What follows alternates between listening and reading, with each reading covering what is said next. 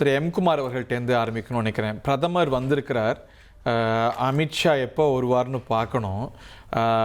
பெங்காலுக்கெல்லாம் அவர் எவ்வளோ தீவிரமாக களமாடுறாருங்கிறத பார்க்குறோம். ஸோ இந்த ஒரு எனர்ஜி இங்கே தேசிய தலைமை குறைவாக ஸ்பெண்ட் பண்ணுற மாதிரி ஒரு எண்ணம் இருக்குது. கடந்த காலங்களில் கடந்த வாரங்களில் நிறைய குழப்பங்களை பார்த்தோம் வேட்பாளர் பட்டியலில். ஸோ இது ஒரு பெரிய ஹோப்ஸ் வச்சுக்கலையோ இந்த என்டிஏ மேலே, தமிழ்நாடு பிஜேபி மேலே, பிஜேபி தலைமை. ஏன்னா பிரதமர் கூட நிறைய சூறாவளியாக பிரச்சாரம் செய்வார்னு சொல்லப்பட்டது. அப்படி பார்க்கல நம்ம. ஸோ அங்கே கேண்டிடேட் லிஸ்ட்டில், அங்கே உங்களுடைய செயல்பாடுகளில் ஒரு அதிருப்தி இருக்கோ தேசிய தலைமைக்கு? அப்படியெல்லாம் யூகிக்க வேண்டிய அவசியமில்லை என்று நினைக்கிறேன். ஏனென்று சொன்னால் பிரதமர் நேற்று பாண்டிச்சேரியில் வந்தார்கள். இங்கே இந்த சென்னையில் ஸ்டே பண்ணிவிட்டு இன்றைக்கி கேரளா சென்று விட்டார்கள். அப்போது காலையில் இங்கே கூட நிர்வாகிகளுடைய தேர்தலை எப்படி எதிர்கொள்ள வேண்டும், தேர்தலில் எப்படி செயல்பட வேண்டும், பூத்து வேலைகளை எப்படி பார்க்க வேண்டும் என்கிற அளவில் கொஞ்சம் எக்கோ வருகிறது. அதை கொஞ்சம் சரி செய்ய வேண்டும். அதை நிர்வாகிகளுக்கு போதுமான அறிவுரைகளை எல்லாம் வழங்கிவிட்டு இன்றைக்கு சென்றிருக்கிறார். அதுபோல இந்த தேர்தல் என்ன அறிவுரை வழங்கியிருப்பாரு? எல்லாரும் ஒன்னா இருங்க, சண்டை போடாதீங்க, கோஷ்டி வேண்டாம், காங்கிரஸ்ல கோஷ்டி மாதிரி இங்கேயும் நிறைய கோஷ்டி இருக்கு அப்பெல்லாம் சொல்லியிருப்பாரோ? சொல்லதுக்கு வாய்ப்பு இருக்கு இல்லையா? சொல்லியிருக்கலாம் தானே, அதை சொல்லத்தானே வேண்டும். ஒரு யுனைடெட் ஃப்ரண்ட் பிஜேபி இன்னைக்கு ஒரு 27 இதே தொலை அலுவலகை தூக்கிட்டார். அதிகமான கோஷ்டி உங்கள்கிட்ட தான் இருக்குன்னு சொல்ல வர்றாருன்னு நினைக்கிறேன். இல்ல இல்ல இல்ல இல்ல கோஷ்டி சார், அது கோஷ்டி அதை பார்க்குற கோணம் தான் இருக்குது சார். ஒரு அரசியல் கட்சிகளில் எல்லார் தொண்டர்கள் உட்பட, இரண்டாம் கட்ட தலைவர்கள் உட்பட, நிர்வாகிகள் உட்பட, மேல்மட்ட தலைவர்கள் உட்பட எல்லோருக்கும் ஒவ்வொரு கருத்துகள் இருக்கும். எல்லா கருத்தையும் உள்வாங்கி ஒட்டுமொத்த கருத்தாக வெளிப்படுத்துவது தான் அரசியல் கட்சி. அது ஜனநாயகத்தை பார்க்கலாம்.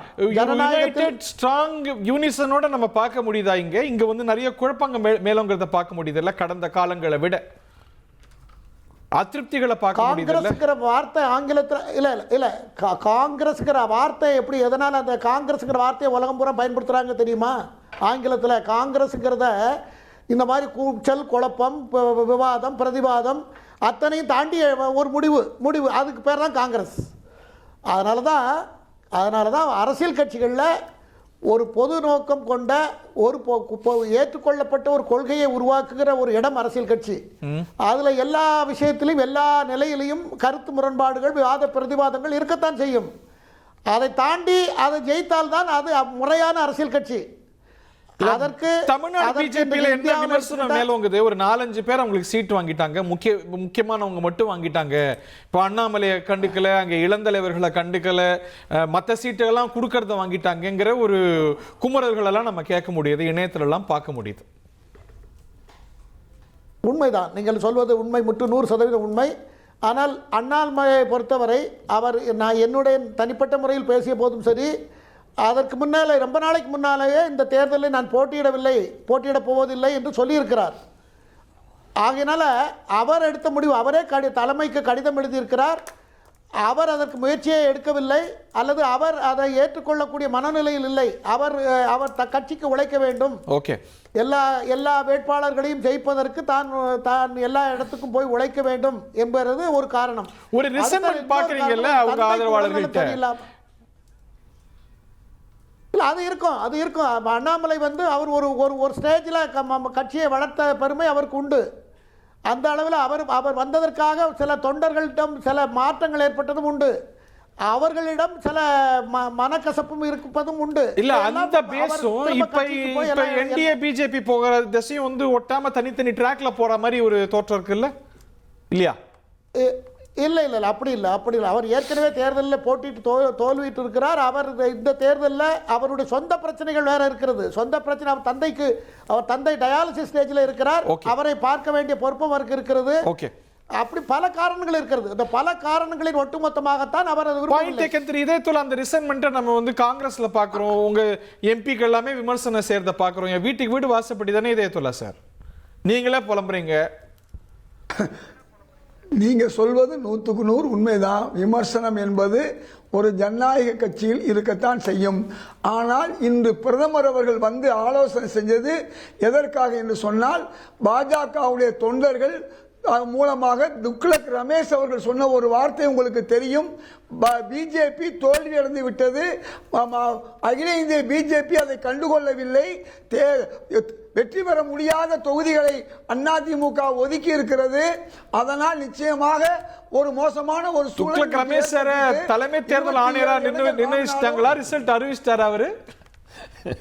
நமக்கு வேண்டப்பட்ட ரொம்ப நண்பர் தான், நிகழ்ச்சியும் பார்த்துட்டு கருத்து சொல்லக்கூடியவரே அவர் பிஜேபியை விட RSS ஆதரவாளர். அவர் சொல்வதில் உண்மை இருக்கா இல்லை என்பதை ஆய்வு செய்யறதா இன்னைக்கு பிரதமர் வேலை. எத்தனை இடத்துல தோல்வி அடைய போறோங்கிறத பத்தி தான் அவங்க பேச்சு. ரெண்டாவது திரு அண்ணாமலை அவர்களை பத்தி பேசுறாரு. இந்த ஆட தெரியாதவர்களுக்கு மேடை கோணல் சொல்லுவாங்க, அல்லது மேடை சரியில்லைம்பாங்க. அவர் ஆடவும் முடியாத ஒரு சூழலை எடப்பாடியார் ஏற்படுத்தி இருக்காரு. அதனால அவருக்கு சீட்டு கொடுத்தா நிச்சயம் எடப்பாடியோட ராசியா இருந்தா, அவர் அதிமுகவை விமர்சிக்காம இருந்தா, செல்வி ஜெயலலிதா அவர்களை விமர்சிக்காம இருந்தா, இன்னைக்கு அவர் நிலைமை வேற. அதனால பாஜக என்னதான் ஆலோசனை செஞ்சாலும் இதுதான் உண்மை. எங்க கட்சியில ஜோதிமணி அவர்கள் சொல்றது அவங்க கருத்து. ஆனா அங்க ஜோதிமணி அவர்கள் என்னை போன்றவர்களுக்கு குரல் கொடுத்திருக்கணும். அவர் 30 வருஷம் இருக்கேன்னு சொல்றாரு. அந்த ஜோதிமணி 30 வருஷம் இருக்கிறவரு 40-50 வருஷமா இந்த கட்சிக்காக உழைக்கிறவன். இன்னைக்கு நேரத்தில் எம்ஜிஆர் ஆட்சியில 7 நாள் தொடர்ந்து கைது செய்யப்பட்டேன். அதாவது உணவகங்களை உணவு விலை ஏறினதுக்கு கைது செய்வார்கள், மறுநாள் விடுவார்கள், மறுநாள் காலையில இன்னொரு உணவகத்துக்கு முன்னால போராடி இருக்கேன். ஓகே, உங்களை போன்றவருக்கு வாய்ப்பு இல்லைன்னு நான் புரிஞ்சுக்கிறேன். அந்த வருத்தத்தை நான் புரிஞ்சுக்கிறேன். நம்ம மீண்டும் கூட எனக்கு உங்க மூலமா ஒரு செய்தி, ஒரே ஒரு செய்தி. அதாவது 5ஆவது நாள் எனக்கு மூத்த குழந்தை பிறந்தும் கூட என்னால போய் பார்க்க முடியல. ஆனா 7 நாள் தொடர்ந்து நான் போராடி இருக்கேன். அதே மாதிரி காமராஜர் ஆட்சி காலத்துல அவர் உருவாக்கிய அந்த விவசாய போராட்டத்துல மாணவனாக இருந்த கலந்து கொண்டவன். அதனால தொடர்ந்து மக்கள் உங்க வரலாறு நான் அறிவேன். நன்றி, நேர்களும் அறிவாங்க. மலிவு விலை மதுவுக்காக குமரி ஆனந்தோட நான் போராடினேன். நான் தொடர்ந்து மக்கள் பணியில இருந்துகிட்டு இருக்கேன். அதனால ஜோதிமணி அவர்களுக்கு தெரிய வாய்ப்பு இல்லை. அவரை போன்றவர்கள் என்ன சொல்லி இருக்கணும், ஏன் எங்க அண்ணன் இதயத்துல்லாவுக்கு கொடுத்திருக்க கூடாது? அவர் காங்கிரஸ் முகமா இருக்கிறார். திரு பெருமாள்மணி அவர்கிட்ட கேட்கணும்னு நினைக்கிறேன். இதுல தேசிய கட்சிகளுடைய செயல்பாட்டை நம்ம உன்னிப்பா கவனிக்கணும். 27 சீட் வாங்கி இருக்கிறாங்க, 28 சீட் வாங்கி இருக்கிறாங்க. ராகுல் காந்தி இங்க வரவே இல்லை. அமித்ஷா முதல்லலாம் தமிழ்நாடு ஹை ஆன் ப்ரையாரிட்டிங்கிற மாதிரி தோற்றம் இருந்து அப்படி சொன்னாங்க. அப்படி நம்ம அவங்களுடைய செயல்பாடுகள் வெளிப்படவும் இல்லை. அது எப்படி பார்க்குறீங்க நீங்கள்? அவங்க திரு அண்ணாமலை பற்றியும் பேச்சு வந்தது, இதெல்லாம் பற்றி உங்கள் மதிப்பீடு என்ன சார்? அவங்க தேசிய கட்சி ஒரு 27 சீட்டில் ஒரு மாநிலத்தில் போட்டி போடுற ஒரு மாநிலத்தை, அல்லது 28 சீட்டில் போட்டி போடுற ஒரு மாநிலத்தை எப்படி கையாளணுமோ அப்படி தான் சார் கையாளுறாங்க. அவ்வளோ வெயிட்டேஜ் தான் சார். அவங்க நிதானமாக தான் இருப்பாங்க. பாராளுமன்ற தேர்தல்னா அவங்க இதோட கூடுதலாக வருவாங்க. இது சட்டமன்ற தேர்தல். பட் இங்க தமிழ்நாட்டை அவங்க ஒரு ஹை பிரையாரிட்டில பிஜேபி வச்சுக்கலாம். இங்க மாநில கட்சிகள் ரொம்ப இன்டென்சிவா அரசியல் பண்ணல. வெஸ்ட் பெங்கால்ல பாருங்க அடிக்கடி போறாரு. இல்ல சார், அங்க அவங்க எதிர்க்கட்சியா இருக்காங்க சார். அவங்களோட வாக்கு சதவீதம் 36% வந்துருச்சு சார். இன்னொரு 4% கூடினாங்கன்னா ஆட்சி அதிகாரத்துக்கு வர வாய்ப்பு இருக்கு சார். தேசிய கட்சிகள் இந்த மாநிலத்தை ஒருத்தர் 60 வருஷம் ஆண்டிருக்காரு, இன்னொருத்தர் 15 வருஷம் கண்டினியூவா ஆள போறாங்க. அப்போ அவங்க இந்த மாநிலத்தை எப்படி கையாளணுமோ அப்படிதான் கையாளுவாங்க. அவங்க அந்த தன்மையோட தான் இருப்பாங்க. அவங்க எப்படி சார் நம்ம ஊர் கட்சிகள் இவ்வளவு இன்டென்சிவா அரசியல் பண்ற மாதிரி இவங்க எப்படி சார் பண்ணுவாங்க? 7ஆம் தேதி காலையில மீண்டும் களமிறங்குறார். அவர் மத்திய மந்திரி பதவி பெரிதா, எம்எல்ஏ பதவி பெரிதா நம்ம பார்க்கணும். பட் அதுல ஒரு அரசியல் கணக்கு இருக்குங்கிறத பார்க்கிறோம். ஒருவேளை அவர் இந்த எம்எல்ஏவா ஜெயிச்சுட்டா அந்த மத்திய மந்திரி பதவி ஸ்வாப் ஆகும் நினைக்கிறீங்களா? ஸ்ட்ராட்டஜிக்கலா அவர் இன்னொரு மாநிலத்தில இருந்து ராஜ்யசபா போயிருக்காரு, மந்திரியா இருக்காரு சார். இப்போ அவங்க போட்டியிட சொல்லாம ஒரு 5 தொகுதியை பார்க்க சொல்லியிருந்தாங்கன்னு வைங்க, இன்னும் இன்டென்சிவா பார்த்திருப்பாரு. இல்ல அதுல ஒரு கணக்கு அவர் ஸ்டேட் அரசியல் வராம சார். ஒரு அவருக்கு ஒரு ஸ்டேச்சர் இருக்கு. அந்த ஸ்டேச்சரோட ஒரு கேண்டிடேட்டை போடும்போது அதுக்கு ஒரு வெயிட்டேஜ் இருக்குன்னு அவங்க பார்க்கறாங்க. சோ மத்திய மந்திரி பதவிக்கு இல்லாட்டி ஒரு மத்திய நேஷனல் பாலிடிக்ஸ்க்கு அவர் ரோல் ஸ்வாப் பண்ணுவார்னு நினைக்கிறீங்களா? இல்ல சார், அந்த அப்படி ஒரு கால் எடுப்பாரான்னு எனக்கு நம்பிக்கை இல்லை சார். ஏன்னா இன்னைக்கு இருக்கிறது கம்பேரிட்டிவ்ல ரொம்ப பெரிய பொசிஷன்ல இருக்காரு. ஏன்னா தமிழ்நாட்டினுடைய அந்த 3 அமைச்சர்கள்ல அவர் தான் தமிழ்நாட்டோட ரொம்ப கனெக்ட் ஆகி ரொம்ப ஃப்ரீக்வெண்ட்டாக தமிழ்நாட்டுக்கு வர்றதை நான் அதை சொல்கிறேன். அந்த அடிப்படையில் இருக்கார். அதனால் நிச்சயமாக அவர் ஸ்வாப் பண்ண மாட்டார். ஆனால் பாரதிய ஜனதாவை பொறுத்தவரை சார், அவங்க விருப்ப மனு கட்ட சொல்ல மாட்டாங்க. அவங்க கேண்டிடேட்ஸை அவங்க ஏதோ ஒரு அடிப்படையில் ஒரு இந்தியா முழுக்க அவங்க அப்படிதான் தேர்ந்தெடுக்காங்க. அதனால தேசிய கட்சிகள் வந்து தமிழக அரசியல் அவங்க ஒரு பாயிண்ட் எப்படி நடத்தணும். ஒரு பிரேக்கிங் நியூஸ் அவங்க எல்லாம் கூட வெளியிட போறாங்கன்னு நினைக்கிறேன். டெம்ப்ளேட்லாம் ரெடி வச்சிருக்காங்க. திரு இதயத்துல்லா அறிவித்தார் 5ஆம் தேதிக்கு பிறகு ராகுல் காந்தி தமிழ்நாட்டுக்கு வருவார். அவருடைய ஸ்கெட்யூலை இப்ப தமிழ்நாட்டு நேயர்களுக்கு தந்தி டிவி வாயிலாக எக்ஸ்க்ளூசிவா ஸ்கூப்பா சொல்ல போறார் திரு இதயத்துல்லா. எந்தெந்த ஊர்ல என்னென்னைக்கு பிரச்சாரம் செய்ய போறார் அப்படின்னு ராகுல் காந்தியோடைய டைம் டேபிளை வெளியிடுகிறார் திரு Hidayatullah. Breaking news ready, music ready. Hidayatullah sir, start music. 100% உண்மை. கேரளாவில் வேற கூட்டணி, தமிழ்நாட்டில் வேற கூட்டணி. கேரளாவுடைய அந்த இது தேர்தலுடைய நாள் முடிந்த பிறகு, தேர்தலுக்கு முந்தி 2 நாளுக்கு முடிந்த பிறகு 7ஆம் தேதிக்கு பிறகு தொடர்ந்து இங்கே ராகுல் காந்தி வருவார்கள், திருமதி பிரியங்கா காந்தி வருவார்கள், மக்களை சந்திப்பார்கள். அதுல சந்தேகம் இல்ல. சகோதரர் பெருமாள் மணி பேசுறாங்க. சூறாவளி பிரச்சாரமா நீங்க எப்படி கடப்பீங்கன்னு தெரியும். இதுக்கு பதில் சொல்லுங்க. அதாவது நான் ஏற்கனவே சொல்லியிருக்கேன், மோடி அவர்கள் 30 முறை வந்தாலும் ராகுல் காந்தி 1 முறை வந்தா போதும், அது 100 முறை வந்த மாதிரி நிச்சயமா வருவாரு.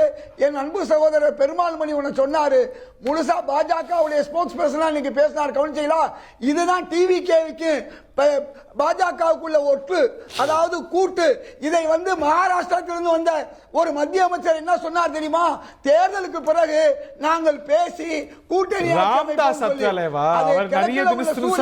மேற்கே உதிக்கும் போது அது நடக்கலாம். அப்ப டிவிகேவுக்கும் நம்முடைய பாஜகவுக்கும் தேர்தலுக்கு வெளியே வந்தது பார்த்தீர்களா? அமைச்சர் சொல்வது வெளியே வந்து விட்டது. ஓகே, நம்ம பேசுவோம். இப்ப பிரேக்கிங் நியூஸ் எதிர்பார்த்தோம், நீங்க ஒண்ணும் கொடுக்கல. பிரேக்குக்காவது போவோம், பிரேக் அப்புறம் வருவோம். 7ஆம் தேதிக்கு பிறகு வர்றாரு. 5ஆம் தேதி நீங்க 7ஆம் தேதி நீங்க 7ஆம் தேதி பேசதானே போறோம் உங்களோட. பாப்போம். திருநெல்வேலியில பேசுறாரு. அப்ப 9ஆம் தேதி நீங்க பாப்போம். வர்றாரு, பேசுவாரு. அவர்தான் சொன்னாரு. ஓகே, பிஜேபியை பார்த்து okay, you will never win the hearts of the people of Tamil Nadu. அத வந்து சொல்றாரான்னு பாப்போம். ராகுல் காந்தி சொல்றாரான்னு பாப்போம். தமிழ்நாட்டு ஆமா சொல்றாரான்னு பாப்போம். ட்ரெண்ட் ஆக்கிக்கோங்க. தந்தி டிவியின் சப்ஸ்கிரைபர்ஸ் அண்ட் ஃபாலோவர்ஸ் குடும்பத்துல நீங்களும் இணையுங்க.